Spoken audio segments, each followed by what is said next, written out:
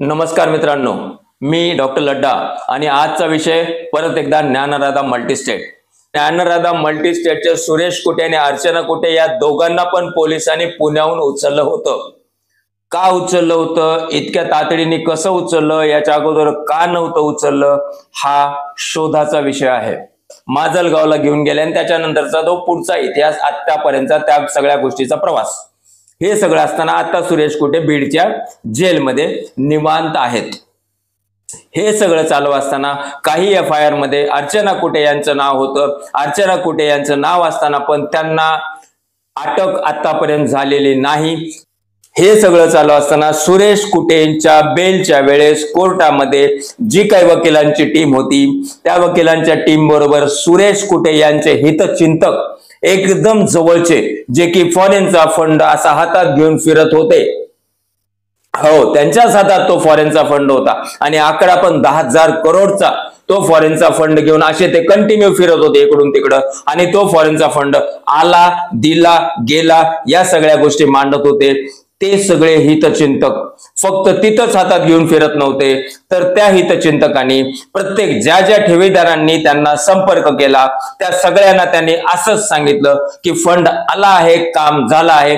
ते हितचिंतक त्याचबरोबर सुरेश कुटे यांचे बँक व्यवस्थापक, सुरेश कुटे आणि अर्चना कुटे यांचे खास माणसं जे की पर्सनल काम करायचे, ते सगळे लोक, या सगळ्या लोकांनी ठेवीदारांना सुरेश कुटेच्या सांगण्यावरून 9 ते 10 महिने, कशाला 10 महिने, आता परवापर्यंत उल्लू बनवत आले.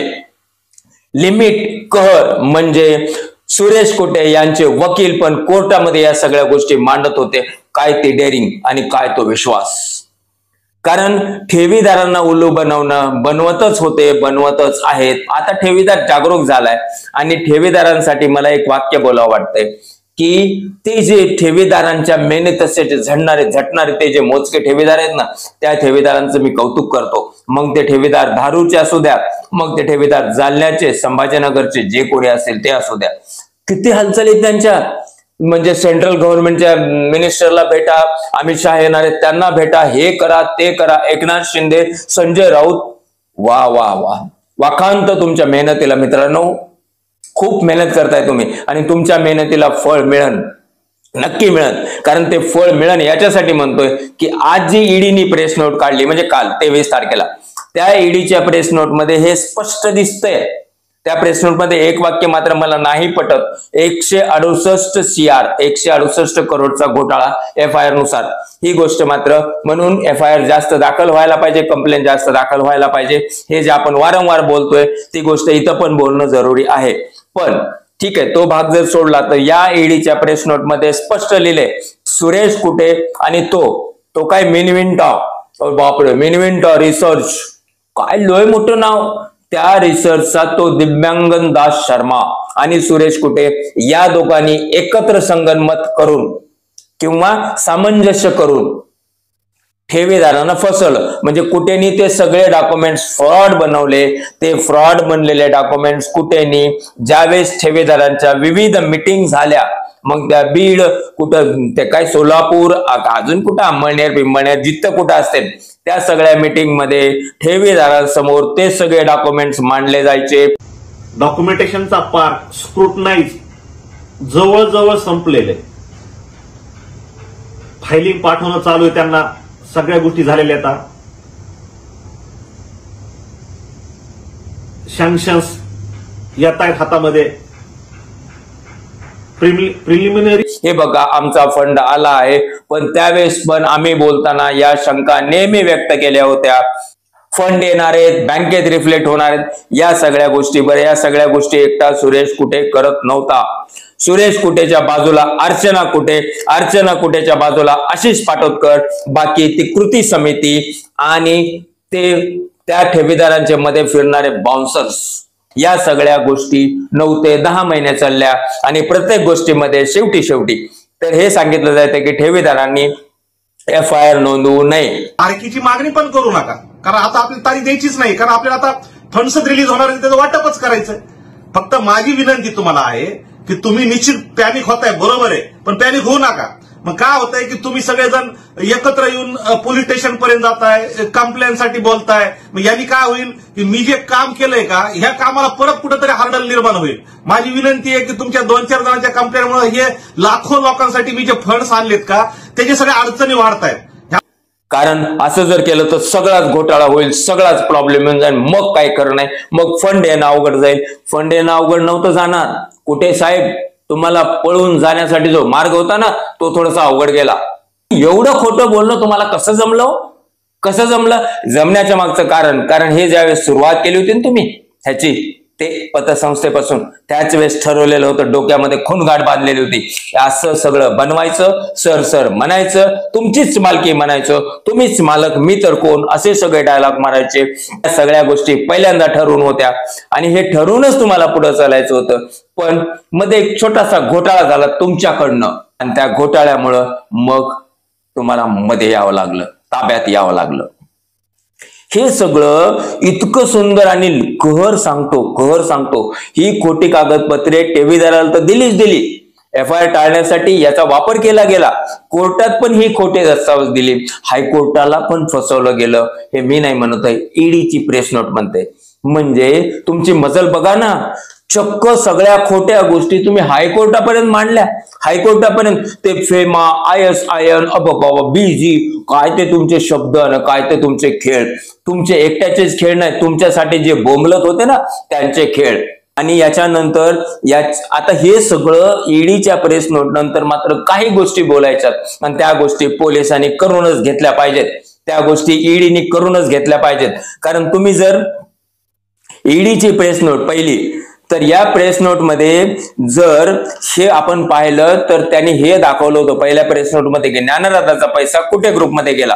याचा अर्थ चक्क सुरेश कुटे यांनी अर्चना कुटेला पैसा दिला. आणि जर अर्चना कुटे यांना पैसा दिला असेल तर अर्चना कुटेंना पोलिसांनी आतापर्यंत का ताब्यात घेतलं नाही? एक प्रश्न. दुसरा प्रश्न, ईडीनी सांगितलंय की फ्रॉड कागदपत्रे वापरली, तर मग या फ्रॉड कागदपत्रे बनवण्यामध्ये ज्यांनी मदत केली आहे, ज्यांनी मदत केली त्या सगळ्यांना पोलिसांनी ताब्यात घेणं जरुरी आहे किंवा ईडीनी पण ताब्यात घेणं जरुरी आहे. हे जळगावला ईडी का गेली, अहमदाबादला ईडी का गेली, दिल्लीला ईडी का गेली, नेमकं त्या ठिकाणी जाऊन ईडीने कोणाच्या तपासण्या केल्या आणि त्या सगळ्यांना अटक झाली आहे का? नसल तर कधी होणार आहे आणि झाले असेल तर नेमकं ते काय बघत आहेत, ही गोष्ट पण ठेवीदारांच्या समोर येणं जरुरी आहे. त्याचबरोबर त्या ज्ञानराजाचे इतर संचालक, सगळे संचालक, व्यवस्थापक, कुटे यांचे खास हितचिंतक, कुटे यांच्या बाजूने बोलणारे, अर्चना कुटे, सुरेश कुटे यांचे फेवरेट माणसं, यांनी जे ठेवीदारांना उल्लू बोलवलंय त्यांना कधी उचललं जाणार आहे? आणखीन एक गोष्ट, ते जे स्क्रीनशॉट होता ना मोबाईलचा, आमचे पैसे आले आणि हिथं अडवले तिथं झाले सेन्सेक्स काय नेमकं त्याचं गोडे बंगाल कधी उघडणार आहे आणि त्याच्यावर काय कारवाई होणार आहे? आणखीन एक गोष्ट, कुटेचे वकील कोर्टाच्या बाहेर सांगत होते की नाही सगळा पैसा आला पण रिझर्व्ह बँकेने तो दाबून ठेवलाय, तुम्हाला रिझर्व्ह बँकेच्या समोर निदर्शनं करावं लागतील. मग याच्यावर कधी कारवाई होणार आहे? ज्यांना ताब्यात घेतलंय त्यांच्यापासून नेमकं आतापर्यंत काय माहिती मिळालेली आहे? तो जो दिव्यांगन दास शर्मा आहे, नेमकं त्याला तुम्ही किती माल दिला? कारण माल देणं हे तुमचं काम. तुम्ही आतापर्यंत फक्त माल देऊनच चालले आणि आज पण तुम्ही माल देऊनच चालताय. कारण तो पैसा तुमचा नाही ना. कुठं मेहनत केली, कुठं टोपले टाकलेत, कुठं खांदायला गेले, कधी बऱ्याचशी खांदल्या, वावरातलं नांगर तरी तुम्हाला माहितीये का? कधी केलं हे सगळं? हे केलेलं नाही. आयतं येत राहिलं, तब्येतीने घेत राहिले, त्याच्या नोंदी कुठं आहेत का नाही हा सगळ्यात मोठा प्रश्न. आला माल, वापरला स्वतःसाठी, काय ती आयुष, काय ती स्टाईल. हे जसं स्वतःसाठी वापरलं तसं तुम्ही पैसा वाटण्यासाठी वापरला. तुम्ही जर पैसा वाटण्यासाठी वापरला नसता तर ज्या दिवशी FIR दाखल झाला होता ना त्याच्या दुसऱ्या किंवा तिसऱ्या दिवशी मध्ये राहिला असतात मध्ये. पण FIR दाखल करूनच घ्यायचा नाही ही मानसिकता होती. आता असाच जो पैसा जसा तुम्ही वाटला बाकीकडे सगळीकडे, तसा या दिव्यांगन शर्माला किती दिला? तुमचे ते हितचिंतक त्यांनी तुमच्याकडून किती वरबाडला या सगळ्या गोष्टी पण जनतेच्या समोर म्हणजेच ठेवीदारांच्या समोर येणं गरजेचं आहे। आणि ते अर्चना कुटे बाकीचे सगळे लोक SP बरोबर त्या तपास अधिकाऱ्याबरोबर मीटिंग करतात, त्यांच्या बरोबर CA हजर असतात, ते त्यांना सगळ्या गोष्टी दाखवतात, CA त्या दिव्यांगन दास शर्माला बोलतात। जे आपले माननीय वीरचे नंदकुमार ठाकूर सर जे आहेत SP, त्यांनी आज हे पूर्ण त्यांनी उबाळे साहेबांमार्फत आणि खाडे साहेबांमार्फत आज आमची एक शिष्टमंडळाची मीटिंग ठेवलेली आहे आणि ह्या मीटिंग मध्ये आज सगळेजण इथे अवेलेबल आहेत। यामध्ये लोहिया सर ते पण अवेलेबल आहेत, ऍडव्होकेट साहेब अवेलेबल आहेत आणि आमचे हे पूर्ण फॅमिली मेंबर म्हणजे आमचे जे कस्टमर आहेत ते पण अवेलेबल आहेत। आज इथं सगळी मीटिंग झालेली आहे आणि या मीटिंग मध्ये कुठे ग्रुपवर फंड कसे आले ते आणि ते कशा पद्धतीने आम्ही तुम्हाला वाटणार आहोत, ह्या सगळ्या गोष्टीची चर्चा झालेली आहे आणि ह्या चर्चामध्ये सगळं पॉझिटिव्ह झालेलं आहे। कारण लोहिया साहेब यांनी पूर्ण जे टेक्निकल आहे की आज ते CA म्हटल्यानंतर त्यांना सगळ्या गोष्टीचं नॉलेज असतं आणि आम्ही आमचे जे मिनिटरीचे जे मेन ओनर आहेत त्यांचं आणि त्यांचं बोलणं करून दिलं, त्याच्यामध्ये कशा पद्धतीने कुठे ग्रुपवर फंड आलेले आहेत आणि ते न्यायदातामध्ये घेऊन न्यायदातामध्ये प्रत्येक आमचे जे फॅमिली मेंबर आहेत अवेलेबल जे कस्टमर आहेत त्यांच्यापर्यंत आम्ही पेमेंट कशा पद्धतीने पोहोच करणार आहेत, तर ह्या गोष्टीची पूर्ण चर्चा झालेली आहे आणि सर्वही शिष्टमंडळी पॉझिटिव्ह झालेलं आहे। अरे वा रे वा, इतकं फेअर कसं काय चालत होतं? हे सगळं फेअर चालत असताना त्यावेळेस कुठलीही शंका येत नव्हती का हे खोट असन म्हणून? जर शंका 1% जरी आली असली तर याची खातरजमा करण्यासाठी एक्सपर्टला का नाही विचारलं? मल्टी स्टेट कोऑपरेटिव्ह सोसायटीचा ऍक्ट 2002 तपास एजन्सीज नी कधीतरी वाचून बघितलाय का आजपर्यंत तरी? त्याच्यातले काही कलम माहिती आहेत का? त्या कलमानुसार सेंट्रल रजिस्ट्रारला तुम्ही काहीतरी कंप्लेंट करायची होती की नाही? त्यांच्याकडून काहीतरी मार्गदर्शन घ्यायचं होतं की नाही? हे तुम्ही कोणीही केलं नाही। फक्त जागरूक ठेवीदार याच्यासाठी जागरूक झाला, असंख्य पत्रव्यवहार असंख्य मेल गेले आणि त्याच्यानंतर आणि तो पुन्हा पुढाऱ्यांचा पाठलाग आणि पुढाऱ्यांना ते कुठला स्वार्थ असेल काय असेल, इलेक्शन लागलंय वगैरे जे काय असेल, काही जरी असलं तरी या एवढ्या मोठ्या ठेवीदारांचा दट्ट्या आणि त्याच्यामुळे पुढाऱ्यांना त्या गोष्टीमध्ये काहीतरी हालचाल करावी लागली। आता मात्र ते जे लेखापाल निवडलेत त्या लेखापालनी ही ईडीची जी कालची प्रेस नोट आहे ना ती एकदा चांगली खंगाळून पाहावी, चांगली वाचून पाहावी आणि त्याच्यामध्ये नेमके हे जे सगळे कनेक्शन आहेत या कनेक्शनला मात्र या वसुलीमध्ये मध्येच घ्यावं।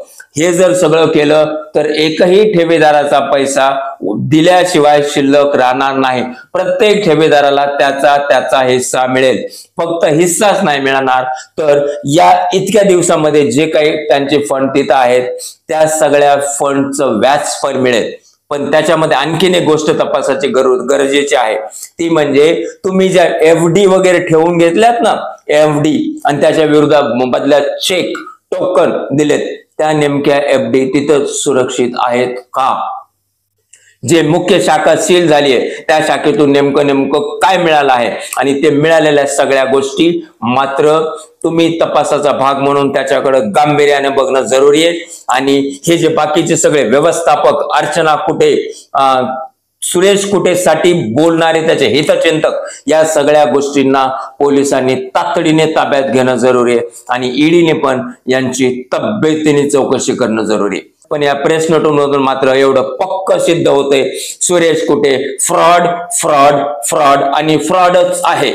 सुरेश कुटेच नाही, अर्चना कुटे, सुरेश कुटे, यशवंत कुलकर्णी, तुमचा तो काय नाव आशिष पाटोदकर आणि ही सगळी गँग ही फ्रॉडच आहे। पहिल्यापासून फ्रॉड आणि आतापर्यंत फ्रॉड आणि फ्रॉड म्हणूनच ठेवीदारांना फसवलं। भाबला ठेवीदार यांच्यावर विश्वास ठेवत राहिला पण जागरूक ठेवीदारांनी मात्र सगळं भांड फोडलं। पुढच्या व्हिडिओमध्ये आणखीन एक विषय घेऊन मल्टी स्टेट बद्दलचा आपण भेटू मित्रांनो।